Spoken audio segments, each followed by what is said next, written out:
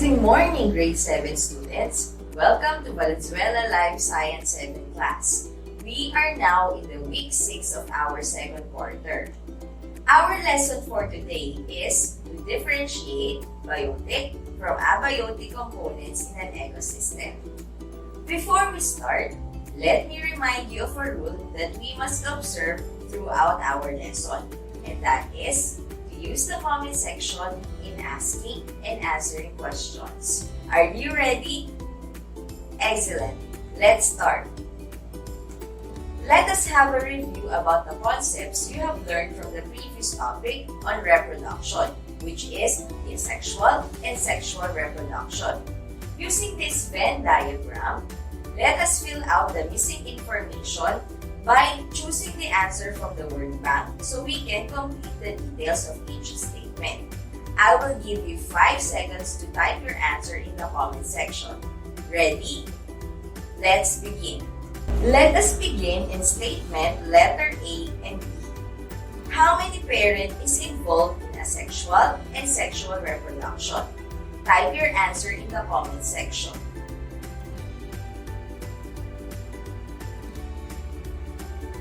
Time's up. The correct answer is for asexual, 1. Whereas in sexual reproduction, 2 organisms are required. Let's proceed in statement letter C and D. This time in terms of offspring in reproduction. Between asexual and asexual, which one has identical and non-identical to the genetic material? 5 seconds to type your answer in the comment section.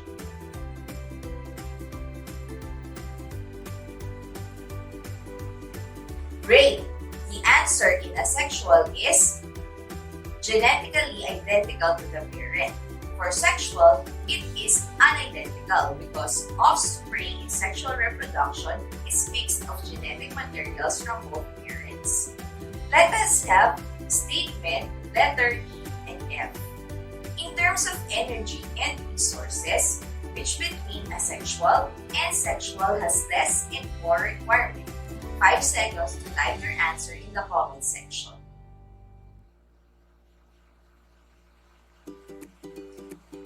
Good! The answer is less for asexual in comparison to sexual reproduction that requires more energy and resources in its process. Thank you for your responses. Take note that both the sexual and asexual reproduction produces an offspring, and they also pass on their genetic information to their offspring. Great job, students! And now, for our topic today, kindly refer to the photo that is flashed on your screen. This is a picture of our nature. Can you tell me what you can see or what you observe on the picture? Name as many objects or organisms as you can see on the picture. I will give you 5 seconds to type your answer in the comment section. Go!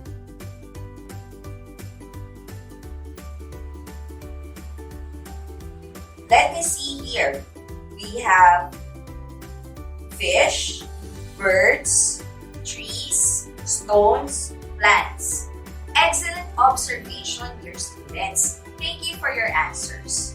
As we know, our nature is a type of an ecosystem. It is also known as natural ecosystem. When we say ecosystem, it is a community or group of living organisms that live and interact with each other in a specific environment. This is also a part of biological levels of organization. Remember? Deserts, virgin rainforests, and abysmal plain are a few examples of naturally occurring ecosystems. They are usually lack of human existence. Therefore, their sites continuously exist in their natural state. But for some time, these ecosystems undergo changes regardless of human existence. We also have the artificial ecosystems, which are made by man for commercial or other benefits. These ecosystems are modified by human for a purpose, which which can either be terrestrial or aquatic. Examples are aquariums, crop fields, dams, and gardens. Going back to our exercise few minutes ago, you were able to identify the different objects and organisms in our picture. Our ecosystem is basically made up of objects and organisms we just mentioned. And actually, there are more. Let us find that out. An ecosystem is a place with living and non-living things. These things need or use each other. Living things need non-living things to survive. Without food, water, and air, living things will die. Sunlight, shelter, and soil are also important for living things. Living things meet their needs from living and non-living things within ecosystem. In an ecosystem, we refer to those organisms as biotic and abiotic components. Biotic factors are the living parts of the ecosystem, such as plants, animals, and bacteria. Abiotic factor is a living organism that affects another organism in its ecosystem. Examples include plants and animals that the organism consumes as food, and animals that consumes the organism.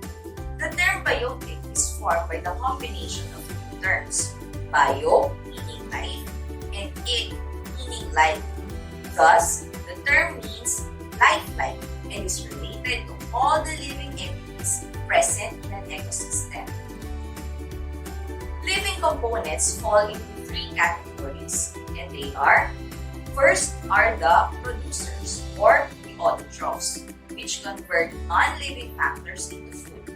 The most common process is photosynthesis, through which carbon dioxide, water, and energy from sunlight are used to produce sugar and oxygen. Plants are examples of producers. Next is consumers or heterotrophs, which obtain energy from producers or other consumers. Most consumers are animals. Consumers may be further classified as to whether they feed only on producers or known as herbivores, only on other consumers known as carnivores, or a mixture of producers and consumers known as omnivores. Lions are an example of carnivores. Sheep are herbivores. Bears are omnivores. Third is the decomposers or detritivores, which break down chemicals made by producers and consumers into simpler molecules. The products made by decomposers may be used by producers. Fungi, earthworms, and some bacteria are called decomposers. Biotic factors relate to all the living things in the ecosystem. Their presence and their biological byproducts affect the composition of an ecosystem. Abiotic factors refer to all the non-living, such as chemical and physical factors present in an ecosystem. Sunlight, air, rain, minerals, and soil are some examples of abiotic factors. These factors have a significant impact on the survival and reproduction of species in an ecosystem. For instance, without an adequate amount of sunlight, plants may not be able to survive and produce foods. When these organisms eventually die, it will create a shortage of food for animals. This change affects the food chain and will deeply impact every organism. Consequently, it leads to an imbalance in the ecosystem. An abiotic factor can either be chemical or in a physical presence. Abiotic factors fall into three basic categories, namely climatic, edaphic, and physiographic. Climatic factors include humidity, sunlight, and factors involving the climate. Here are the other factors involved in abiotic component under climatic factors. Number 1 is sunlight. It is essential for the process of photosynthesis. Producers such as plants rely directly on the sun. Organisms such as animals use light from the sun indirectly by consuming plants or other animals. Next is temperature. This varies greatly across different parts of the Earth and throughout the year. Temperature affects the rate of evaporation and rainfall and causes seasonal changes in the weather. Number 3 would be the water. It is one of the most important factors in the ecosystem. It is the main component of living cells and is essential for all living organisms. About 80% of the human body and 90% of the plant consist of water. Next is the wind. This speeds up evaporation and assists in pollination of plants and the dispersal of their seeds. And last, for climatic factor, we have the air, which is composed of nitrogen, oxygen, and other important gases. Respiration is not possible without the air. The next abiotic component category is known as edaphic factors. It refers to soil conditions. So, abiotic factors include soil and geography of the land. Edaphic factors affect the organisms such as bacteria and plant life that define certain types of ecosystems. There are certain plant and animal types that can only grow to specific areas of a particular soil type. For example, a cactus in the desert. Last, we have the physiographic factor, which are those associated with the physical nature of the area. The main physiographic factors we will look at are slopes and altitude. First is the slope, which is the gradient or steepness of a particular surface of the earth. The slope affects the rate of water flow. The soil tends to be shallow and unproductive with reduced plant growth when there is less water flow. A gentle slope, on the other hand, favors slower flow of surface water, reduces erosion, and increases availability of water to plants. Lastly is the altitude, which is the height of the land above sea level. At high altitudes, the temperature is lower, the wind speed is greater, and the rainfall is less often. Environments at higher altitudes are also more likely to experience snow or cool conditions, such as here in the Philippines, we have Baguio and Tagaytay. Plants growing at mid-altitudes experience more stunted growth. Plants at sea level are abundant. In a balanced ecosystem, the community of living biotic organisms interacts with abiotic components in the environment. Anything affecting any factor of an ecosystem can change the balance and force organisms to adapt or die. A balanced ecosystem represents a healthy habitat with interconnection of animals, plants, microorganisms, and their environment. Balanced ecosystems display enough energy and material going around in and between all biotic and abiotic components. So, as human beings, our responsibility is to take care and preserve our ecosystem for future generations.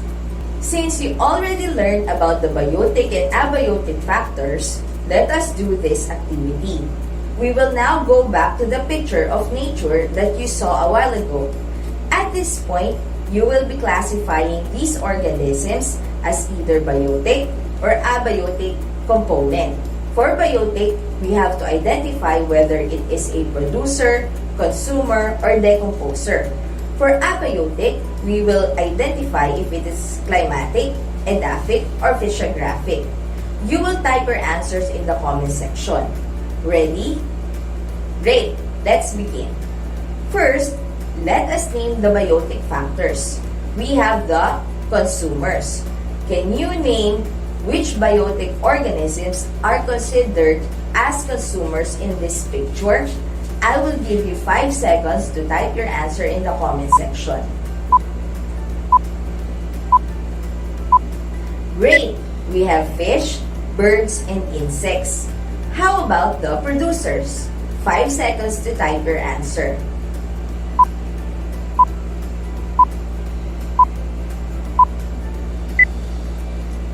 We have trees and grass. Correct.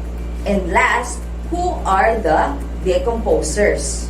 I will give you 5 seconds to type your answer in the comment section.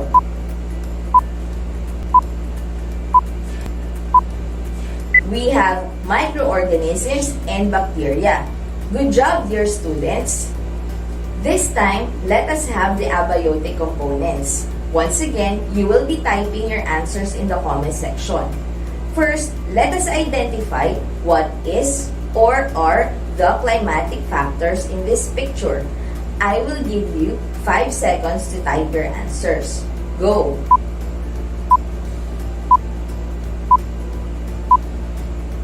So in here, we have the sun, water, rainfall, and of course the air. How about edaphic factors? I will give you 5 seconds to type your answers.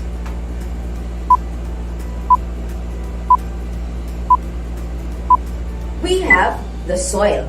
That includes its texture and condition. Lastly, what would be the physiographic factors? I will give you another 5 seconds to type your answers. So in here, we have the land slope. As you can see, a gentle slope increases availability of water to plants. Hence, plants are abundant. In addition, the altitude in this type of ecosystem is also favorable since it is within sea level, which is highly important in plant growth. Great job, dear students! Thank you for your responses. Before we wrap up our lesson today, let us summarize what you have learned through this table of comparison. By definition, abiotic refers to the non-living chemical and physical factors in the environment, which affects the ecosystems. Biotic, on the other hand, describes a living component of an ecosystem. Examples of abiotic are water, light, wind, soil, minerals, and gases.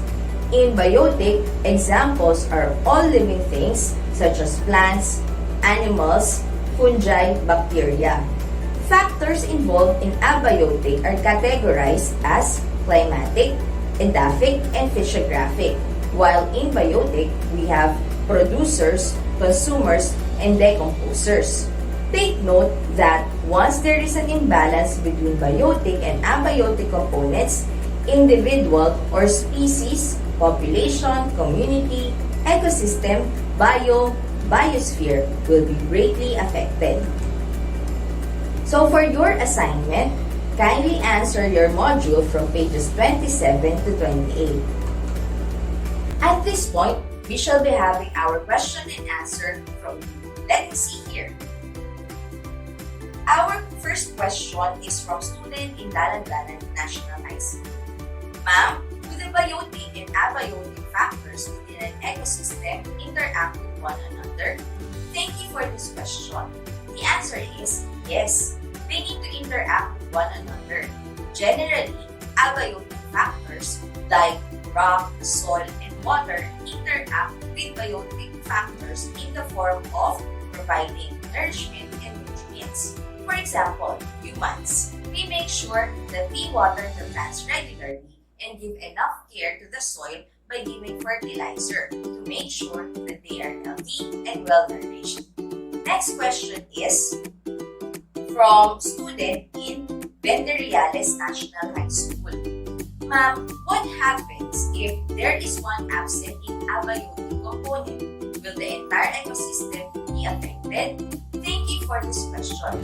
Abiotic factors are all of the non-living things in an ecosystem. Both biotic and abiotic factors are related to each other in an ecosystem. And if one factor is changed or removed, it can affect the entire ecosystem. All abiotic factors are especially important because they directly affect how organisms survive. That's all for now. This is Teacher Carla Manila of Laos.